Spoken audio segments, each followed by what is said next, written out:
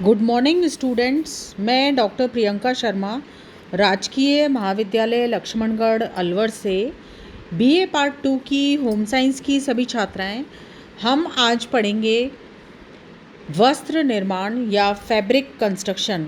वस्त्र निर्माण के लिए रेशों से निर्मित धागों का उपयोग कर विभिन्न विधियों से वस्त्र बुने जाते हैं। वस्त्र निर्माण के लिए न केवल धागे का उपयोग किया जाता है बल्कि केवल रेशों का उपयोग करके भी या बिना रेशों के उपयोग के भी विभिन्न विधियों से और प्रक्रियाओं से वस्त्र बनाए जाते हैं। वस्त्र निर्माण में जिन विधियों का उपयोग किया जाता है वो मुख्य रूप से 3 प्रकार की होती हैं। एक तो बिना रेशों द्वारा वस्त्र निर्माण करना, और एक रेशों द्वारा वस्त्र निर्माण, और तीसरा सूत द्वारा वस्त्र निर्माण करना। बिना रेशों के उपयोग के वस्त्र निर्माण, जिसमें सबसे पहला आता है कागज़। कागज़ से वस्त्र निर्माण का शुभारंभ 1968 ईस्वी में हुआ था। कागज़ वस्त्र निर्माण का रेशा नहीं है, परंतु फिर भी इसका उपयोग वस्त्र के समान किया जाता है। आजकल इसका उपयोग डिस्पोजेबल आइटम्स या फेंक देने वाली वस्तुएं बनाने में प्रयुक्त किया जाता है। जैसे शादी, विवाह या भोज के अवसर पर कागज़ के नैपकिन उपयोग किए जाते हैं, जो कि प्रयोग के पश्चात फेंक दिए जाते हैं।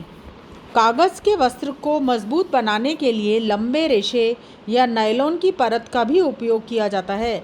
इनसे सुंदर चटकीले रंगों में इन्हें तैयार किया जाता है। ये टेबल कवर, नैपकिन, बिछौने, सैनिकों के लिए आपातकालीन कंबल आदि अनेक उपयोगी चीज़ें बनाने के लिए काम में लिए जाते हैं। दूसरा होता है प्लास्टिक फिल्म एवं शीट। प्लास्टिक फिल्म एवं शीट बनाने के लिए प्लास्टिक व अन्य विस्कोस घोल को स्पिनरेट से न निकालकर सीधे ही एक चपटी चौड़ी चादर के रूप में फैलाकर फिल्म या शीट तैयार कर ली जाती है। यह वस्त्र महीन, वज़न में हल्का और पारदर्शी होता है। इससे कई उपयोगी चीज़ें बनाई जाती हैं। इनको सुंदर और आकर्षक डिज़ाइनों से वस्त्र बनाए जाते हैं। तीसरा, पॉलीयूरेथेन फोम। पॉलीयूरेथेन फोम निर्माण हेतु फोम के घोल तैयार कर उनमें हवा प्रवेश कराई जाती है, जिससे कि उनका आयतन काफ़ी बढ़ जाता है। चूँकि फोम के अंदर हवा प्रवेश कर जाती है, इसलिए इसका उपयोग अच्छे विसंवाहक के रूप में किया जाता है। फोम की मोटाई और फोम के अंदर हवा का रिक्त स्थान या अन्य नाप का नियंत्रण रखा जाता है।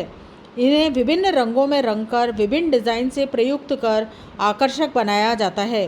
फोम का सीधा उपयोग वस्त्र निर्माण में तो नहीं होता, परंतु वस्त्र के साथ सह उपयोग अधिक होता है। जैसा तुमने देखा होगा, वस्त्र के साथ इसका उपयोग बरसाती कोट, टोपी, छाता, बैग आदि के अंदर काम में लिया जाता है। फोम का उपयोग कालीन के नीचे पैड, कुशन की भराई आदि के लिए भी किया जाता है। इसी तरह से कार, ट्रक, इन सब की जो सीट है उसमें भी इसका प्रयोग किया जाता है। चौथा होता है टापा वस्त्र। टापा वस्त्र का निर्माण शहतूत के वृक्ष की छाल को गलाकर और कूटकर कई परतों वाला वस्त्र तैयार किया जाता है। ये हल्का पीला और भूरे रंग का होता है। विभिन्न डिज़ाइनों में प्रयुक्त कर सुंदर एवं आकर्षक रंगों से इसकी सजावट की जाती है।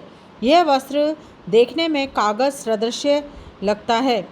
टापा वस्त्र का उपयोग आज भी कई द्वीपों के निवासियों के द्वारा किया जाता है।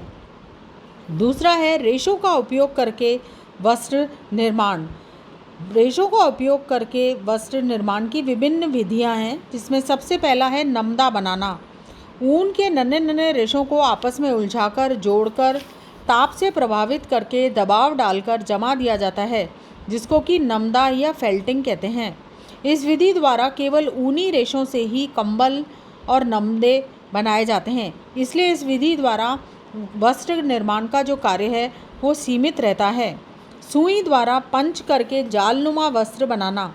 सुई द्वारा पंच करके कई प्रकार के जालनुमा वस्त्र बनाए जाते हैं, और सुई की सहायता से पूरी तरह से इनकी मोटाई के जो छेद हैं उनको तय कर लिया जाता है।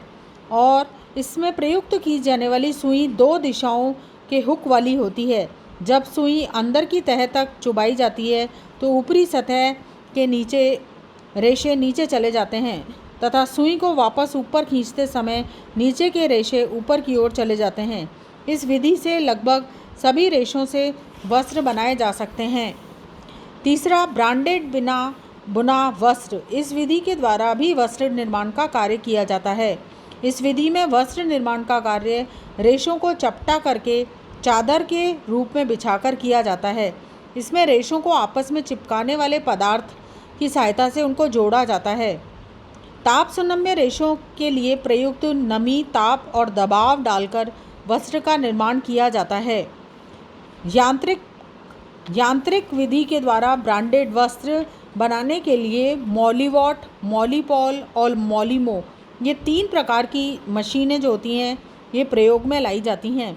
इनके द्वारा विभिन्न प्रकार के वस्त्र जो हैं बिना बुने ही सिल दिए जाते हैं, बना दिए जाते हैं। इस प्रकार से ये जो वस्त्र निर्माण है इनकी अलग अलग विधियों के द्वारा वस्त्र निर्माण होता है। धन्यवाद।